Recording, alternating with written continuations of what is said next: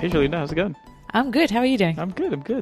This is episode 35 of Declutter Me, and today we're going to do a bit of a follow-up to our previous episode about books, and we're going to be talking about eBooks Yes. and the Kindle. So today we're going to talk about how to organize your books that are stored in your Kindle or any other electronic apps. Help you declutter them as well because, we're downloading so many of them nowadays rather than getting the physical books, and it's accumulating in the menu, and it can get a bit overwhelming to see what books you have. Yeah, and I think it's also a bit of a lot less tangible, right? So like you're overflowing bookshelves and stuff, so it's very clear to you that you need to do something about your books, whereas with the digital ones, it's sort of, the device size is the same and you don't actually realize that your menu's filled up. I did start buying books as soon as Kindle started, and Apple Books now. So I started buying books from them because I wanted to reduce the amount of physical books I had. And I was like, oh my God, I can read it on my iPad. This is amazing when I'm traveling, because I was doing a lot of business travel at the time as well.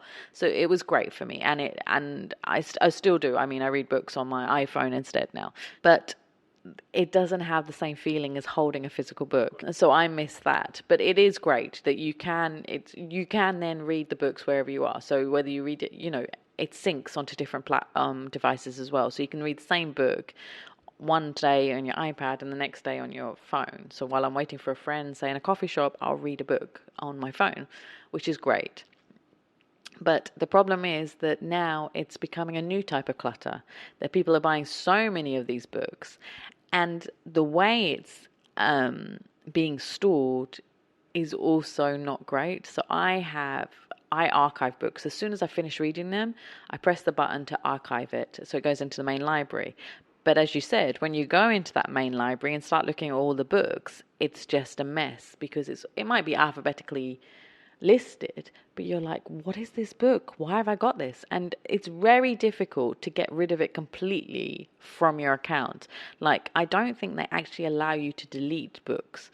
So I've sometimes downloaded free books, which are completely not my, I didn't enjoy reading them. I want to delete it, so I don't want to ever have to look at it again, but they don't give that option right now. So you then have this clutter of books on your app. Yeah, I think the best thing you can do, or the only thing you can do so far, is you can take it off the device, but it's always going to be in your list, right? Like, it's always going to be a list of this is something you quote unquote purchase, because even a free book is considered as a purchase where you didn't pay anything, basically. So here's a list of everything you purchased. This is true for apps, by the way, as well. But you don't get to get rid of the record of the fact that the book even was, went through your library. And I think that's something that they need to think about, because that is adding to the clutter, and it does get overwhelming having to look at all these books. I mean, we've had electronic books for how many? Like over 10 years now? So, and if I've been downloading these books from the start, so imagine how many books I've got on there, and I don't want to look at a lot of the books, or I can't remember what the books are, and then you have to open it you have to download it to have a look to see what that book was, and then go, oh no, I don't want to read that again. But I'm using an app, a brilliant app, for non-fiction books, called Blinkist. And you pay a subscription for a year, and you read books, but they give snippets of the main parts of the book. And you can listen to it, or you can read the book on your device. And it's amazing. I'll have it on audio while I'm cooking. So for the half an hour I'm cooking, I can read about 5 books. So I've read the new book by Hillary Clinton, and some self-help books, biographies, and anything that's non-fiction, anything to help me with my business or to help me, and I love reading biographies or historical books about figureheads. So I will have that on. So I go through a lot, and you can listen to it in the car. You can, or read the book when you're, on public transport and stuff. So that's great. So I am saving a lot of money by not buying full books and just reading about these important bits. Oh, you're only getting the important bits. You don't get the rest of the book. You don't get the whole book. You get a rundown of what the book is about. Then you get the important main bits of the book.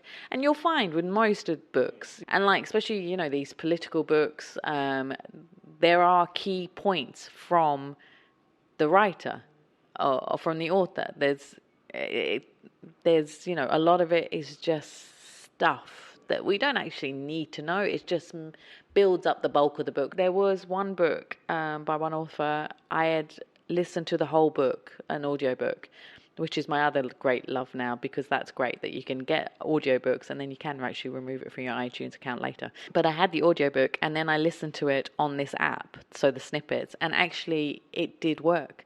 That it was the main aspects, the important points from the book were in this app, and I actually didn't need to read the whole book, so that's a good way to do that. So if you want to get into non-fiction books, but you don't want to, all these self-help books, but you don't want to buy every single one, get an app like this.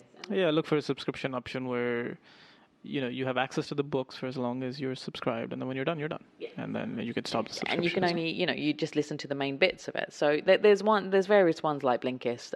That's the one I. Yeah, but I was thinking of something like an Audible or whatever. I mean, that's audio books, granted, but something similar to that, where it's a subscription service in entirety, which means you pay as long as you use it. You have access to the books as long as you're got a valid subscription, and then when you're done, you're done. Like, it's not, there are no remnants of the book with you. There's nothing you take away. So.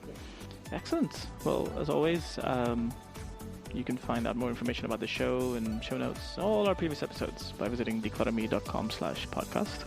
And you can always contact Shelina by reaching out to declutterme.com/contact or looking for Declutter Me on various social media handles. Yeah, and they can always send me a private message if they need help or advice on decluttering and organising, especially their books. Well, we'll see you next week. Bye.